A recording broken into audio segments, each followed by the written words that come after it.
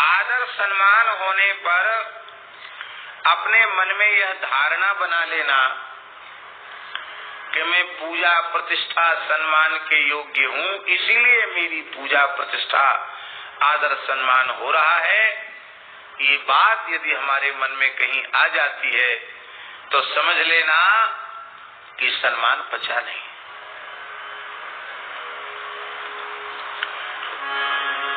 और शरीर मलमूत्र का भांड है, प्रत्येक छिद्र से मल निकल रहा है। इस शरीर में कौन सा अंग पूजा के योग्य है? पूजा हो रही है, ब्राह्मण के नाते पूजा हो रही है तो भगवान की पूजा हो रही है, संत के नाते पूजा हो रही तो भगवान की पूजा हो रही है, वैष्णव तिलक के नाते संत वेश के नाते पूजा हो रही है। हमारे यहाँ कहते भेष भगवान का, भगवान की पूजा हो रही है। पूजा भगवान की हो रही है, हमने उस पूजा का अपने से संबंध जोड़ दिया, आरोपित कर लिया कि हम पूजा के योग्य हैं इसलिए हमारी पूजा हो रही है। और यह आरोप होते ही अपमान न होने पर अपमान बोध होने लग जाएगा। जो व्यक्ति अपने को सम्मानित पुरुष मानते हैं उनके लिए प्रत्यक्ष अपमान की कोई क्रिया नहीं की गई, लेकिन अरे हम गए थे, हमको उचित आसन नहीं मिला, हमको बैठने को नहीं कहा, हमको पानी तक की नहीं पूछा। आजकल लोग चाय पीते, हमको चाय तक नहीं पिलाई। चलो ठीक है, कुछ नहीं किया, धक्का तो नहीं मारा, गाली तो नहीं दी। भाई प्रत्यक्ष में अपमान की क्रिया तो यही है, तो अपमान की कोई क्रिया तो उसने की नहीं, फिर भी अपमान बोध आपको हो गया क्योंकि आपने अपने आप को सम्मानित पुरुष मान रखा है।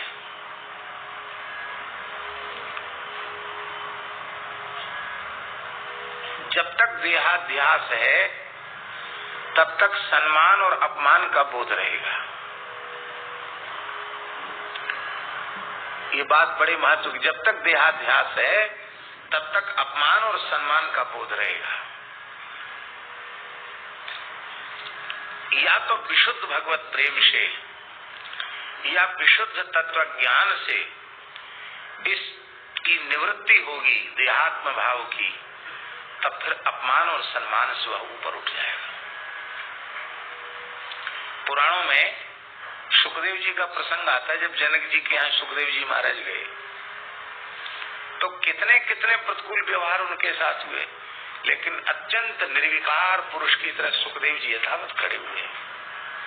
न उन्हें सम्मान बोध है न उन्हें अपमान बोध है, क्योंकि सुखदेव जी की देह भाव में स्थिति ही नहीं है।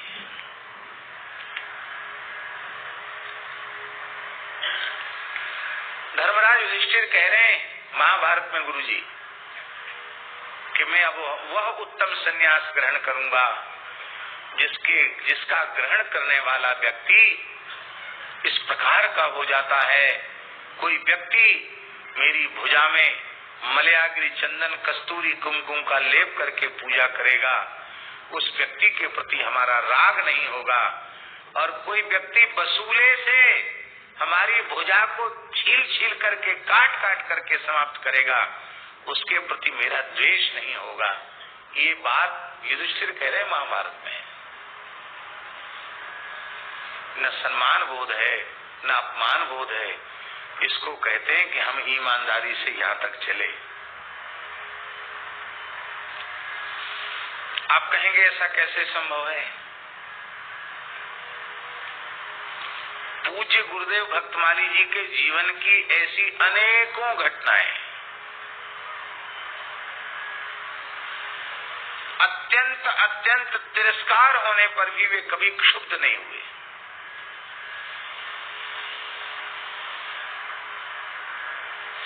किसी अवस्था में उनके भीतर क्षोभ देखा ही नहीं। भयंकर प्रतिकूल से प्रतिकूल व्यवहार होने पर भी क्षोभ नहीं देखा। इसी वृंदावन की घटना है,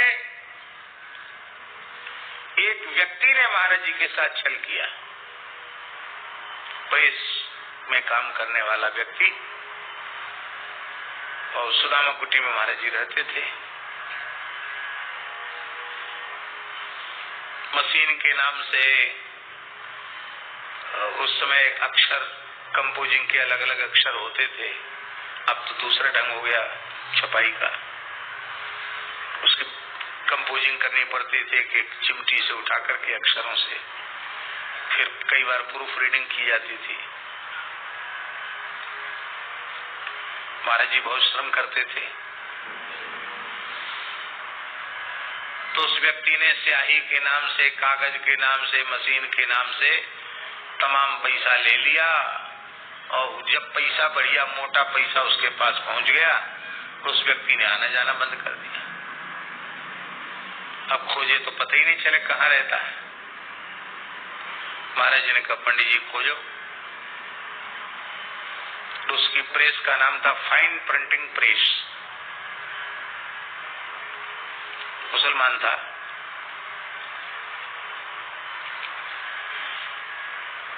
तो खोजे लेकिन हमको भी नहीं मिला। तो इधर जो बस अड्डे के आगे इधर जो है ना मोहल्ला, इसमें एक जगह लिखा था फाइन टेलर्स।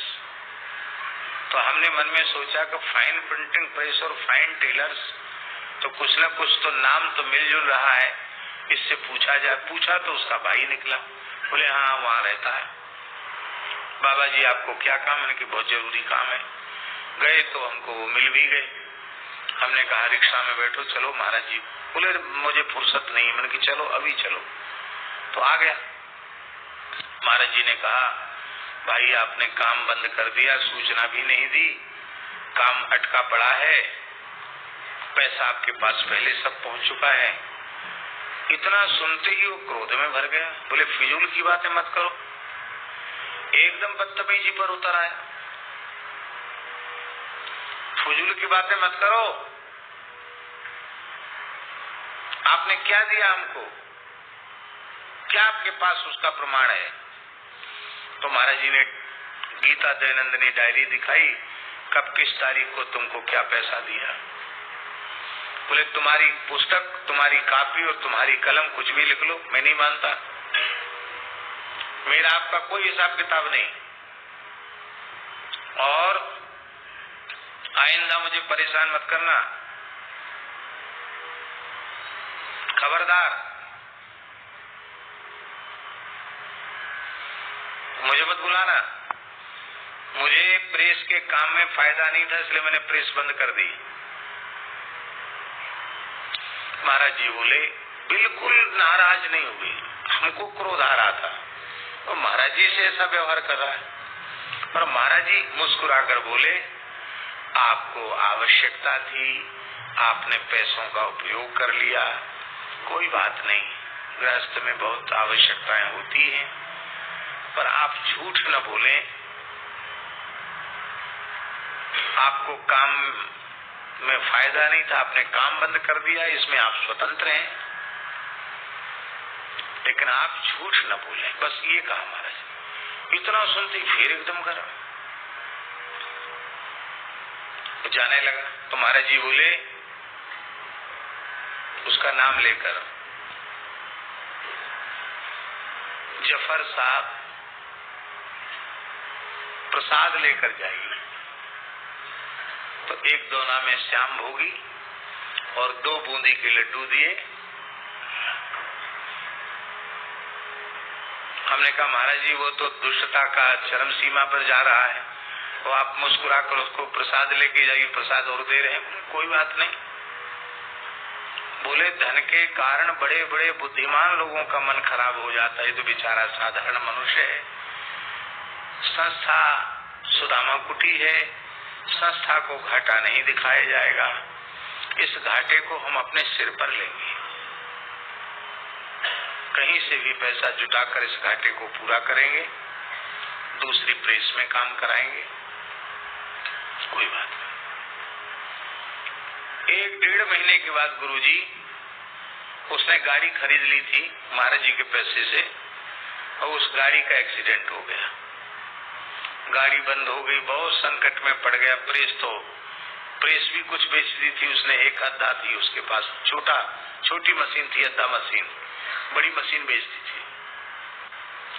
मात्र 1.5-2 महीने के बाद वह व्यक्ति फिर फटी हालत में रोते हुए महाराज जी के पास आया, बोला कि मेरी गलती को क्षमा करें, मैं उस दिन से बहुत ज्यादा परेशान हूँ, जब से आपके पास से गया हूँ, मेरे ऐसे हो गया, और मेरे घर में तो चूल्हा नहीं जल रहा है, घर में खाने को नहीं है, चूल्हा नहीं जल रहा घर में। मेरे सामने की बात है गुरुजी। यह सुनकर महाराज जी की आंख से आंसू बहने लगे। अरे राम राम राम राम, घर में रोटी नहीं मिल रही? बोले हाँ, कुछ नहीं महाराज, मैं सच्चे कह रहा हूँ आपसे। और कहते मैं चोर हूँ, मुझे मारो। महाराज बोले हे राम राम, मैं तो आपको चोर नहीं कहता, आप स्वयं ही अपने को चोर कह रहे हैं। महाराज जी ने अलमारी खोली, 2000 रुपए निकले। बोले लो, इसको चूल्हा चिताने के काम में लेना, अपने घर में भोजन आदि के काम में लेना, दूसरे काम में इस पैसे को मत लेना, लो अपने घर का काम करो। बोला बाबा साहब मैं बेरोजगार हो गया हूँ, मेरी अद्धा मशीन है, कुछ प्रेस का काम भी मुझे दीजिए। तो महाराज जी ने एक रामस्तुति की छोटी पुस्तक उसको छापने के लिए दी और बोले तुम्हें इस समय आवश्यकता है तो बिना पुस्तक छपकर आए इसका लगभग इतना अनुमानित व्यय होगा, उसका पेमेंट पहले दे दिया और पेमेंट देकर हाथ जोड़कर बोले कि अब हमने बड़ा काम दूसरी प्रेस को दे दिया है, अब मेरे पास कोई काम नहीं, अब आप द्वारा कष्ट मत करना। हमने कहा महाराज जी ये तो दुष्टता की चरम सीमा पर है और आप इस प्रकार का व्यवहार इसके साथ कर रहे हैं। ऐसे बेईमान गद्दार आदमी को तो बिल्कुल घुसने नहीं देना चाहिए। महाराज जी बोले पंडित जी पापानांबा शुभानांबा वधारहाणाम प्लवंगम कार्यम कारुण्यमारेण न कश्चिन नापराध्यति। यह केवल दूसरों को समझाने के लिए नहीं है, स्वयं समझने के लिए भी है, स्वयं व्यवहार में स्वीकार। न कश्चिन नापराध्यति, कौन ऐसा है जिससे अपराध न बने? कोई भी दुखी प्राणी, अपराधी से अपराधी प्राणी यदि दुखी है तो उस दुखी पर तो दया होनी चाहिए। कितनी ऐसी जीवन की घटनाएं। अब ये कोई पुस्तक में पढ़ी हुई बात नहीं बता रहे हैं, कोई 100-200 साल पुरानी घटना भी नहीं सुना रहे हैं, ऐसी अनेकों घटनाओं को मैंने प्रत्यक्ष देखा। एक गांव में थे, बुंदेलखंड के गांव में, हम भी थे महाराज जी के साथ। एक विद्यालय था, उसमें एक कमरा था, उसमें रात को ठहराया गया, बिजली थी नहीं, मच्छर खूब काट रहे थे, सेवा कर रहे थे। महाराज जी अपनी चौकी पर बैठकर राम राम कर रहे थे। तब तक एक पिए हुए उसी गांव का एक आदमी नशा में मतवाला पिए हुए आया, वो आके सीधे ही आसन पे महाराज जी के बैठ गए। तो महाराज जी थोड़ा ऐसे खिसक गए, माने वो ठीक से बैठ जाए, वो बैठ गया। कहो गुरु कैसे हो? महाराज जी ने हाथ जोड़कर कहा भगवान आपकी कृपा है। अब वो गुरुजी वृंदावन कहना भूल गया, पहचान तो रहा था महाराज जी को नशे में। और गुरु गोवर्धन से कब आए? तो महाराज जी बोले कि कुछ दिन हो गए इसी क्षेत्र में घूम रहा हूँ। अरे मैंने कहा भाई उतरो भाई। बोले चुप रहो, मेरे महाराज हैं, मैं इनसे बात नहीं कर सकता। महाराज बोले शांत रहो, उठ के फिर अच्छा गुरु चले? पधारो। चला गया। हमने कहा महाराज जी इस गांव में आप आते हैं, बताइए कैसे लोग हैं? ऐसी जगह तो ठहराया और देखो नशा करने वाला। बोले नशा किए हुए था? नशा किए हुए था, उसके मुंह से बदबू आ रही थी।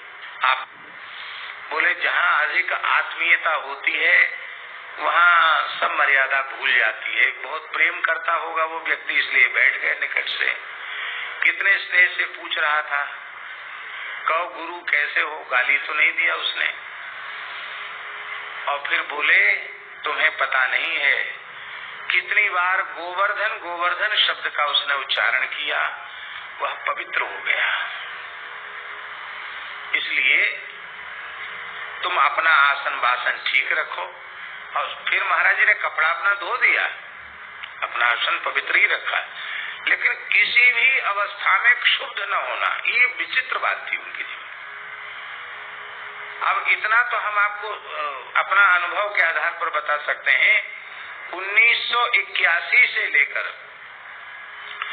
2006 तक कितना समय हुआ, कितने वर्ष का समय हुआ है? 25 वर्ष का समय। इस 25 वर्ष के समय में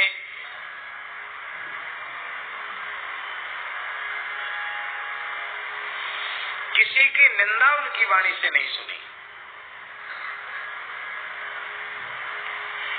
किसी वस्तु व्यक्ति पदार्थ के प्रति उनके मन में तनिक भी आकर्षण नहीं देखा। अपने संपूर्ण जीवन में 1 रुपए का संग्रह नहीं किया, 1 इंच भूमि नहीं खरीदी, किसी पद प्रतिष्ठा को स्वीकार नहीं किया, अभ्यागत साधु की तरह अपना सारा जीवन व्यतीत कर दिया। दास कबीर जतन ते ओढ़ी, ज्यों की त्यों धर दीनी चदरिया। इसलिए हम तो आग्रह करते हैं कि वर्तमान में नए साधकों को साधुता का स्वरूप क्या है, इसको समझने के लिए पूज्य सद्गुरुदेव भक्तमाली जी के सद्गुरु चरितामृतम ग्रंथ को पढ़ना चाहिए। गद्य में संतों ने कृपा करके हमसे लिखवा लिया और उसका संस्कृत अनुवाद पूज्य पंडित बटोही झा जी ने किया है। सद्गुरु चरितामृतम सानुवादम, झा जी बैठे हैं सामने, झा जी ने